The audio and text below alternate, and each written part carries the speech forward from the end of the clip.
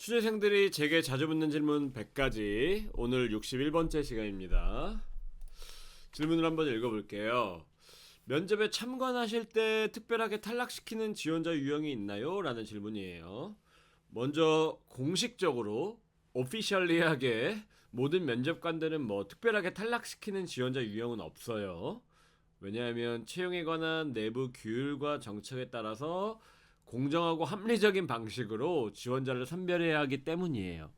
하지만 제가 앞에서 수차례 강조드린 앞선 강의에서 수차례 언급했던 휴리스틱이라는 개념이 있어요. 즉 일종의 편향을 인간의 두뇌는 지니고 있기 때문에 모든 면접관들은, 저를 포함한 모든 면접관들은 인간의 두뇌를 가지고 있기에 자신들이 살아오면서 경험한 사람들의 긍정적인 이미지, 부정적인 이미지에 대한 어떤 틀이 내 속에 축적되어 있습니다. 그래서 이런 맥락에서 저 역시 인간이기 때문에 저 또한 비공식적으로 비공식적으로 5가지 유형을 탈락시키는 것 같더라고요. 제가 말씀을 드려볼게요. 첫 번째가 부정적으로 말하는 지원자, 두 번째가 모든 것을 다 알거나 할 수 있다고 말하는 지원자, 세 번째가 모호하고 추상적으로 답변하는 지원자고요. 네 번째가 자신을 리더나 팔로워나 어떤 성격의 유형이다 라고 단정짓는 성향을 보이는 지원자, 그리고 다섯 번째가 성급한 추정이나 추론을 하는 지원자를 제가 특별하게 탈락시키는 지원자 유형이라고 꼽을 수 있을 것 같아요.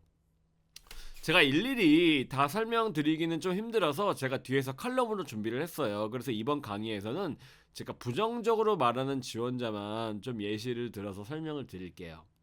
예컨대 제가 지원자에게 인턴 근무를 한 경험이 있으신데 어떤 업무를 하셨나요? 라는 질문을 했어요. 그리고 그 업무는 어떠셨나요? 이런 질문을 제가 했다고 가정을 해볼게요. 그런데 이런 질문에 지원자가 만약에 이렇게 답변을 했다고 가정을 해보겠습니다. 특별히 힘든 일은 없었지만 비용 처리 마감 기한이 굉장히 타이트한 편이었기 때문에 이런 부분을 지키는 것이 조금 힘들었어요 라고 대답을 했다고 가정을 해볼게요. 저는 이렇게 답변을 하면 확률적으로 외적 통제 소재를 가진 지닌 사람이기 때문에 우리랑 안 맞을 것 같다, 일을 좀 수동적으로 할 것 같다 라고 해서 탈락시키는 편이에요. 이렇게 말씀드리면 아니 도대체 이게 이렇게 너무 평범한, 실제로 비용 처리 마감 기한이 얼마나 타이트했을 수 있지 않냐 라고 이야기하실 수 있거든요. 너무나도 당연해요. 그런데 확률적으로, 제가 확률이라는 표현을 썼어요. 확률적으로 이 사람은 외적 통제 소재에 입각해가지고 수동적인 사람일 가능성이 굉장히 높기 때문에 저는 우선적으로 탈락시키는 편이다 라고 강조를 드린 거예요. 일단 이 통제 소재라는 개념부터 간단하게 언급을 드릴게요. 통제 소재라는 개념이 있습니다. 통제 소재라는 개념은 심리학자 줄리안 로터라는 분께서 1950년대에 제안한 개념으로 제가 기억을 하고 있는데, 이 개념은 개인이 자신의 삶에서 일어나는 원인을 어디에다 두는지, 외부에 두는지 내부에 두는지를 설명하는 개념을 말해요. 그러니까 내부 통제적 경향, 내적 통제 소재를 지닌 사람들은 자신의 어떤 성공과 실패의 원인을 자신의 능력이나 노력이나 선택에서 찾는 경향이 있는데, 외적 통제 성향을 지닌 사람들은 어떤 성공과 실패의 원인을 운이나 운명, 타인이나 환경에서 찾는 경향을 보이는 것을 말해요.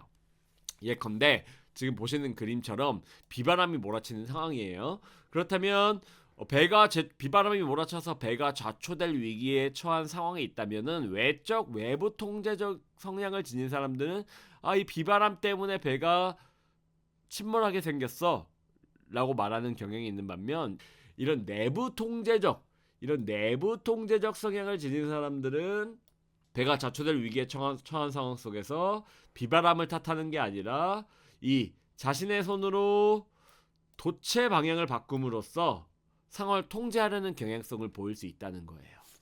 그럼 다시 돌아가서, 자, 저는 이렇게 말하는 사람들은 내부가 아니라 지금 외부 통제적 성향을 지녔을 가능성이 높다라고 생각해가지고 탈락을 시키는 거예요. 물론 이렇게 말씀드리면 여러분은 제게 아니 이런 말이 진짜 실수로 언급할 수도 있지 않냐, 이거 너무 각박한 거 아니냐, 너무 까다로운 거 아니냐라고 말씀하실 수 있어요. 하지만 실수라고 하더라도 저는 이 친구에 대한 평가를 낮게 줄 수밖에 없습니다. 왜냐하면 첫 번째로 저는 면접관으로서 이 비용 처리 마감 기한이 얼마나 타이트했는지를 알 수가 없어요. 왜냐면 솔직히 까놓고 말해서 직장인들 다 마감 기한이 있을 거고 당연히 다 타이트할 거거든요. 근데 인턴 업무를 하면서 이렇게 지금 이렇게 언급을 했다, 외부의 탓으로 돌렸다라고 한다면은 당연히 낮은 점수를 제가 철회할 가능성은 좀 떨어지고요. 2차적으로 이렇게 말했다고 가정을 해볼게요. 실수로. 그러면은 이거를 지키는 것이 좀 힘들었다면은 어떻게 본인이 자신이 이런 상황 속에도 불구하고 어떤 노력을 했는지를 언급하지 않는다면 저는 확률적으로 이 친구가 어떤 일의 원인을 내부가 아니라 외부에서 찾고 수동적으로 일할 가능성이 높은 친구구나 라고 생각할 수밖에 없다는 거예요. 이런 저의 추론이 당연히 비합리적으로 보이실 거예요. 그리고 절대 100% 합리적인 건 아니에요. 저도 알고 있습니다. 하지만 제가 26강에서 부정성 편향을 설명하면서 강조했던 것처럼 면접은 기본적으로 가장 훌륭한 지원자를 선별하는 과정이 아니라 회사에 위협이 될 만한 혹은 잠재적으로 리스크가 될 만한 지원자를 필터링하는 과정이라고 보셔야 되고요.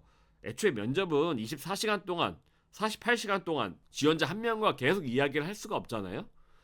그래서 간단한 여러 가지 질문들을 통해서 이 친구의 성향이 어떤지 이런 확률적으로 추론하는 과정이라고 저는 생각을 합니다. 그래서 지원자가 만약에 뭐 회사 시스템이 체계적이지가 않아서 취업의 문이 좁아서 경기가 어려워서 이런 표현을 쓰잖아요. 저는 이 친구의 통제 소재가 굉장히 높게 외부에 있을 확률이 높다 라고 생각하는 거예요. 그래서 탈락시킬 가능성이 굉장히 높은 거고요. 이 첫 번째 요소뿐만 아니라 나머지 4가지, 이 5가지 유형을 다 알아두시면 좋거든요. 그래서 제가 이걸 다 설명하면 동영상이 너무 루즈해질 것 같아서 칼럼으로 준비해 뒀으니까요. 이 칼럼을 참조해가지고 여러분들의 면접 한번 이런 5가지 유형에 해당하지 않도록 준비해 보시길 바랄게요. 그럼 이상 커리어너스의 강동현 팀장이었고요. 62강에서 다시 인사드리겠습니다. 감사합니다.